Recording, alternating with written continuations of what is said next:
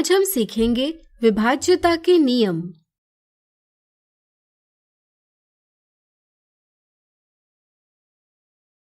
हमारे जीवन में कई स्थितियां आती है जब हमें पता करना होता है कि कोई संख्या किसी दूसरी संख्या से विभाजित हो सकती है या नहीं।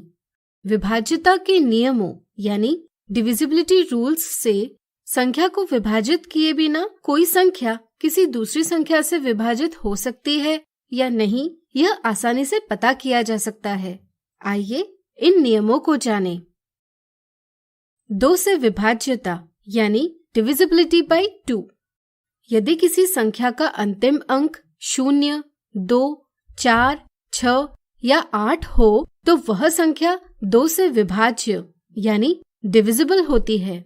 ऐसा इसलिए क्योंकि जब भी किसी संख्या का अंतिम अंक 0, 2, 4, 6 या 8 होता है तो वह एक सम संख्या होती है और कोई भी सम संख्या 2 से विभाज्य होती है।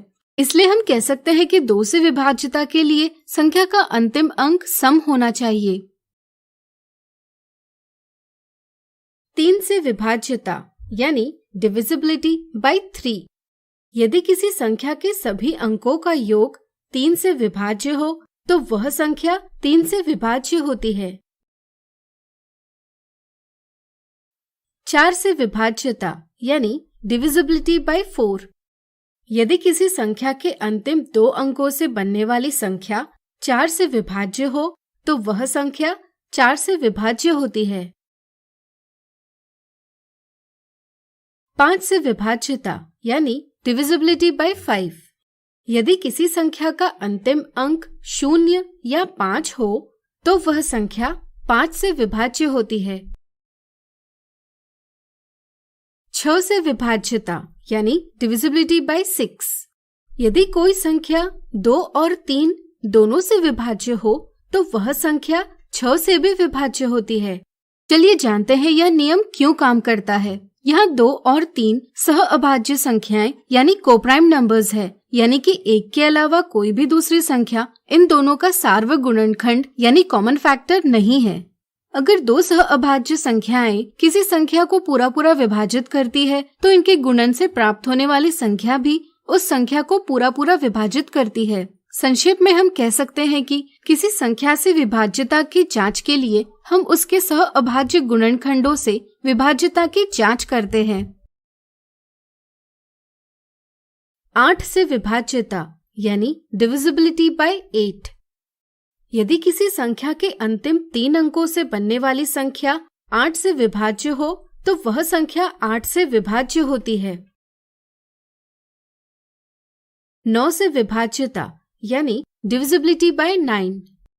यदि किसी संख्या के सभी अंकों का योग 9 से विभाज्य हो तो वह संख्या 9 से विभाज्य होती है। 10 से विभाज्यता यानी डिविजिबिलिटी बाय 10। यदि किसी संख्या का अंतिम अंक 0 हो तो वह संख्या 10 से विभाज्य होती है। आप इसे ऐसा भी समझ सकते हैं कि 2 और 5 ये दोनों सह अभाज्य संख्याएं संख्या 10 के गुणनखंड है। किसी संख्या के अंत में 0 होने पर वह संख्या 2 से और 5 इन दोनों से विभाज्य है, इसलिए वह संख्या इनके गुणनफल यानी प्रोडक्ट 10 से भी विभाज्य है। 11 से विभाज्यता यानी डिविजिबिलिटी बाय 11। इसी संख्या में दाएं से विषम स्थानों यानी ऑड प्लेसेस के अंकों का योग और सम स्थानों यानी इवन प्लेसेस के अंकों का योग प्राप्त करें। इनका व्यवकलन अगर 0 है या 11 से विभाज्य है तो वह संख्या 11 से विभाज्य होती है। अब चलिए कुछ मजेदार पैटर्न देखें। यहाँ कुछ संख्याएं दी है, क्या इनमें कोई समानता है? सोचिए। चलिए हम बताते हैं। इन सभी संख्याओं का अंतिम अंक सम है, इसलिए ये सभी संख्याएं 2 से विभाज्य है। अगर हम इनके अंतिम 2 अंकों को देखें तो हम पाएंगे कि अंतिम 2 अंकों से बनने वाली संख्याएं 4 से विभाज्य है, यानी कि हम कह सकते हैं कि ये संख्याएं 4 से भी विभाज्य है।